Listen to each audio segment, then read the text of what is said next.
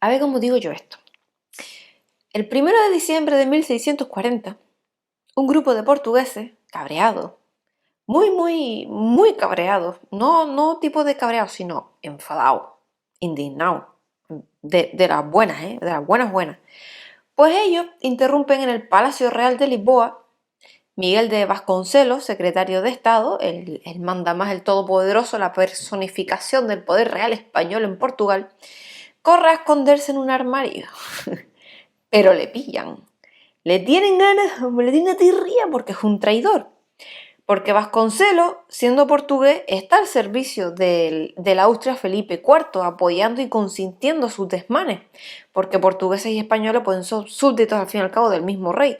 Pero unos son más súbditos que otros, ¿no? Y porque están hartos de tener un rey español. Por eso agarraron a Vasconcelos y lo defenestraron. O sea, literalmente, que lo tiraron por la ventana. Ahí. El alto cargo quedó despanzurrado contra la plaza del mercado de Lisboa y ese mismo día los portugueses enviaron a tomar viento a Felipe IV de España y proclamaron a Juan IV de Portugal. Y aquí comenzaba la guerra de restauración portuguesa, es decir, la guerra de separación de España. Y es verdad, tenían razón con su cabreo, porque ya estaba bien de tanto maltratarlos, que es que los españoles no parábamos de invadir a los vecinos de península, Portugal y España tan cerca y tan lejos, tan juntitos y tan embroncados. Demasiadas veces les hemos, la verdad, metido el dedo en el ojo y cuando no lo estamos invadiendo estábamos pensando en cómo hacerlo. Hasta en pleno siglo XX se le pasó por la cabeza al tirano de Franco volver a invadir Portugal. En 2 ocasiones. Y por distintas razones, pero 2 veces estudió cómo hacerlo igualmente. España siempre miraba a Portugal por encima del hombro, como perdonándole la vida, ¿sabes? ¿Me entienden? Y ¿sabes? Como diciendo, mira a estos muertos de hambre de ahí, arrinconados contra el océano.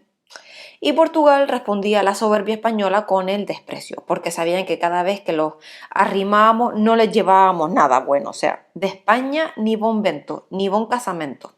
Eso es lo que decían.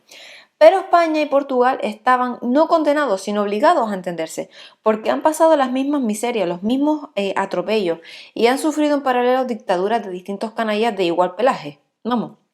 Y ese inevitable entendimiento se demostró por fin en 1986, cuando los dos países entraron de la mano y a la vez en la Unión Europea. Los españoles pues empezaron entonces a descubrir Portugal, ¿no?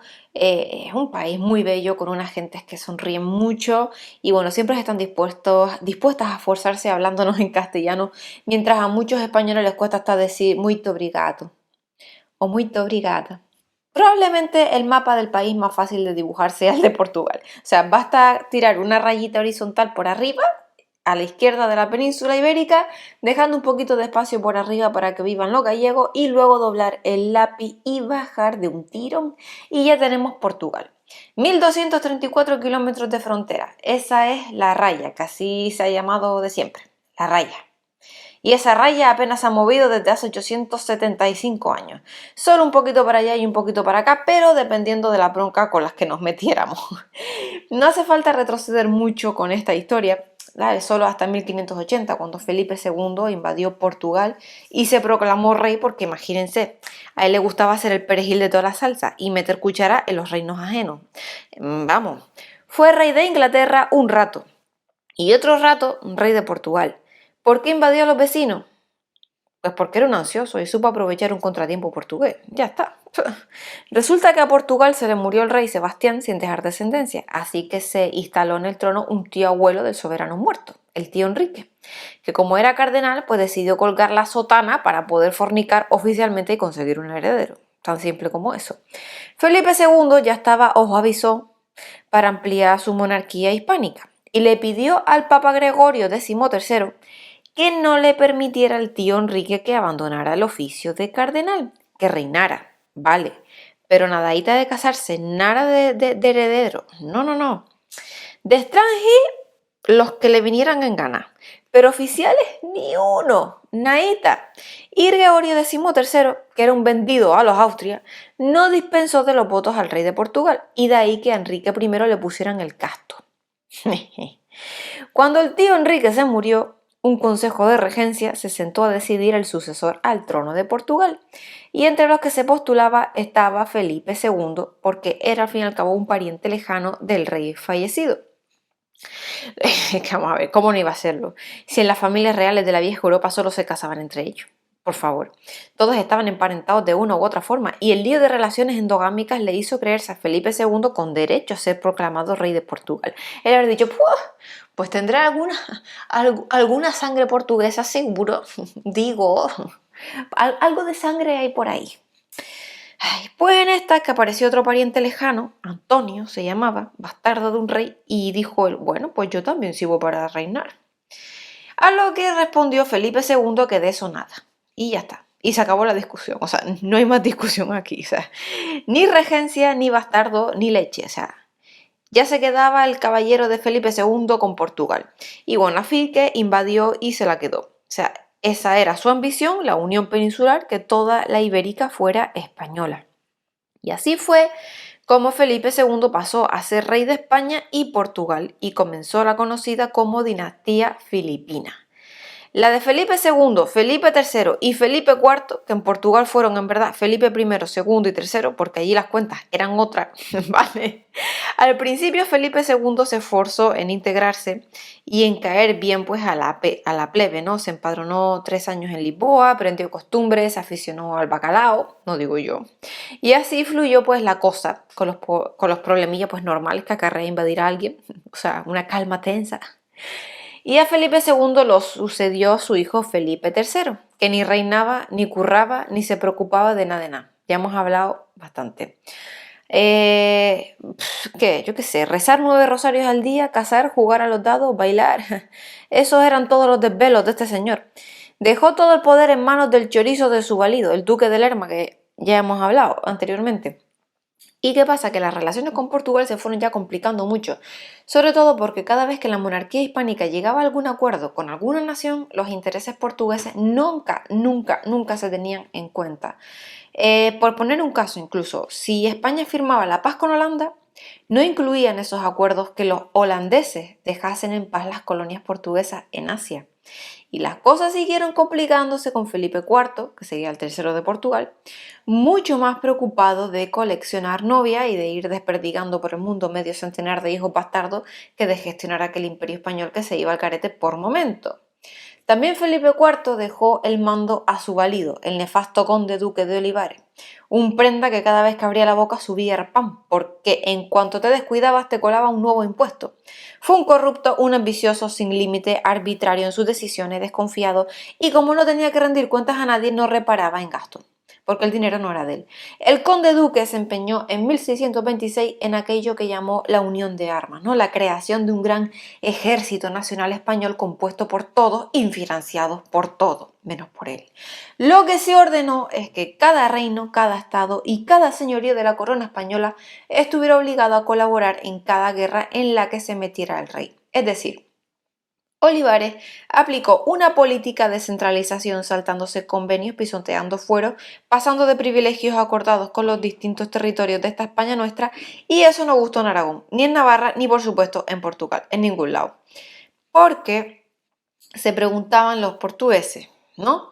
Y a ver, y con razón, porque la verdad, ¿qué necesidad tenían ellos de discutir con los extranjeros cada vez que el rey de España se metía en una guerra? Si encima, cuando tocaba repartir, a ellos no les tocaba nada. Se trataba de un momento en el que España andaba involucrada en Europa en la guerra de los 30 años y bueno, y a Portugal se le exigió que aportara 16.000 hombres para la unión de armas. Lo hicieron de mala gana, pero es que lo tuvieron que hacer, o sea, no les quedó otra. Y Felipe IV siguió apretando las tuercas en Portugal por decisión de su favorito, el idiota de Olivares. Y en 1632 se exigió un impuesto extraordinario que consistía en que los oficiales de justicia tributaran la mitad de su salario anual. Y si esto ya les tenía mosqueado, 2 años después llegó otro impuesto al trigo de una época de penuria. Y ahí se le inflaron ya las narices y empezaron a revolucionarse por Évora, que es la segunda ciudad más importante después de Lisboa. Y aquello se extendió, luego más o menos se calmó y al final la crisis se cerró, pero se cerró en falso. El mosqueo siguió ahí, cosiéndose, hasta que se produjo el dramático momento que abría esta historia, ¿no? Cuando salió por la ventana del Palacio Real de Lisboa el tal Miguel de Vasconcelos. Y ocurrió porque a mediados de ya de 1640 se lió una muy gorda en Cataluña contra una de las decisiones del conde duque de Olivares. Y para aplastar la bronca, el rey Felipe IV ordenó a los portugueses que echaran un cale, ¿no? Una manita. Y bueno, a lo que en Portugal respondieron que de eso nada, que tus líos con los catalanes son tuyos, que a nosotros nos dejas en paz, o sea que ya vale de meternos en querellas que no son nuestras. Y es verdad. Y así fue como un grupo de nobles portugueses entró en palacio y como Vasconcelos era el hombre del rey en Portugal, pues lo defenestraron.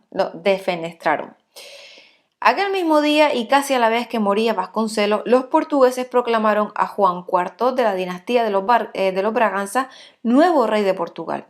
Una rebelión más, ¿no? Seguramente que es lo que habrá pensado Felipe IV, pero como no tenía muchos frentes abiertos, al de Portugal pues le hizo el caso justo, la verdad. La guerra se alargó durante los siguientes 28 años, que ya es decir, y Felipe IV no daba abasto, o sea, tenía una gorda aliada en Cataluña, una bronca con los holandeses por allí, otra con Francia por allá. Las que sufrieron muchísimo fueron las poblaciones, a uno u otro lado de los 1000 y pico kilómetros de frontera, porque a lo largo de la raya estaba lo peor de la guerra. Ataques, contraataques, despoblación, saqueo. Los portugueses ya no estaban dispuestos a parar hasta que España reconociera la independencia que no les deberían haber arrebatado 88 años atrás. Portugal, por supuesto que ganó aquella guerra de separación de España, se acabó la fugaz dinastía poco fina filipina y llegó sin tardanza la de Braganza. ¿Viste cómo rima todo?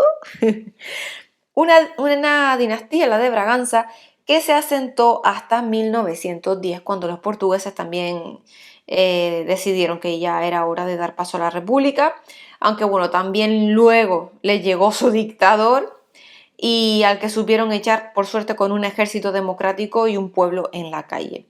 Mientras aquí, en esta monarquía hispánica, cambiábamos de dinastía, echábamos a los reyes que se iban forrados, luego volvían, se forraban más, ninguna de las dos repúblicas cuajó, el dictador se murió en su cama y cuando un grupo de militares jóvenes, demócratas y valientes inspiraron en la Revolución de los Claveles de 1974, fundaron la Unión Militar Democrática, la UMD, creyendo que España también podría pues conseguirlo y resultó que no, que solo se jugaron el cuello, que dieron con sus huesos en la cárcel y todavía nadie les ha dado la gracia como se merecen por haberlo intentado.